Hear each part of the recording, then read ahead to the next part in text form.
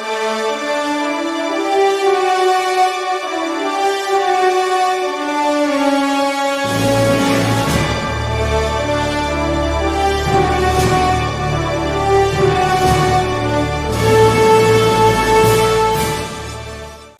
Korepiscopa Rajwachan, who, despite being in India, has continued to give us grace and wisdom in regards to our church and to the way we conduct these things. My regards to all of the managing committee, our Kudumba unit secretaries, Vanida Samajam secretary, headmaster of Sunday school, and above all, my brothers, sisters, and uncles and aunties in Christ. I welcome you to another year of some words from me, where I discuss the most fundamental question that I ask every year, which is, are you happy?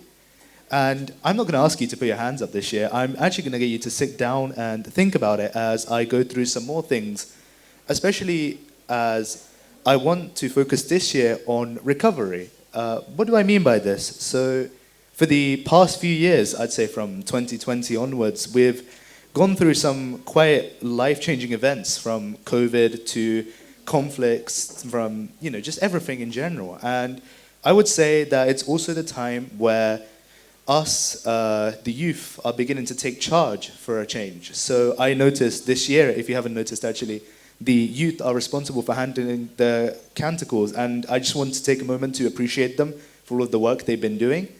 And as they're doing this, I also want to say that it's about time that people my age and even younger than me are already stepping up and starting to take responsibility. And this is what I mean by recovery. We are starting to step forward and recover from the downfalls of our past and starting to move forward. Now, how exactly can we apply our faith and our hope to this? I have an excellent verse for this. It's Romans chapter 12:12. And Romans chapter 12 says to be consistent in your prayer and your happiness. And this means that if we stay consistent, so if we were to continue praying, as I have suggested every year, take a bit of your day to read the Bible or thank God for the things that you have and the things that you aim for, then if you stay consistent that way, God will reward you and you will be happy. Another thing to talk about in terms of recovery is our own personal faith and the investments we make into our relationship in order to further this. For this segment, I want to talk to us younger people, specifically those who are starting to take on the weight of the world on their shoulders. So that, be it those going into colleges, universities.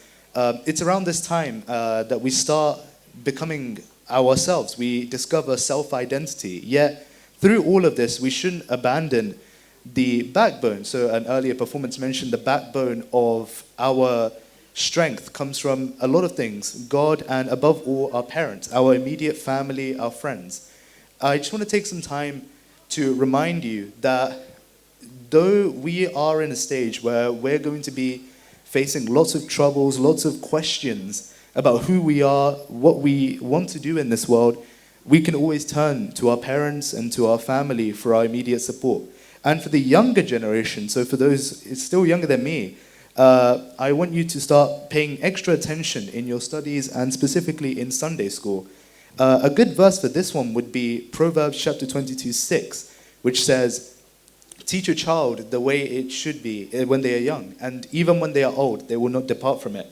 This is to say that for those who are teaching Sunday school, such as me, I had the privilege of teaching a Sunday school class, and it made me realize the weight that my lessons have on the younger generation, on the kids that will be leaving me to go forward into the world. And it makes you proud to be someone like that. So people my age, older, and even those considering teaching and might be younger than me, consider the weight of your words and your actions as you step forward into the world. And often the best pillar of advice for that would be your parents, your family, because they know you best. And in my case, my parents know me the best. So it's thanks to them that I'm on this stage again, being able to talk to you.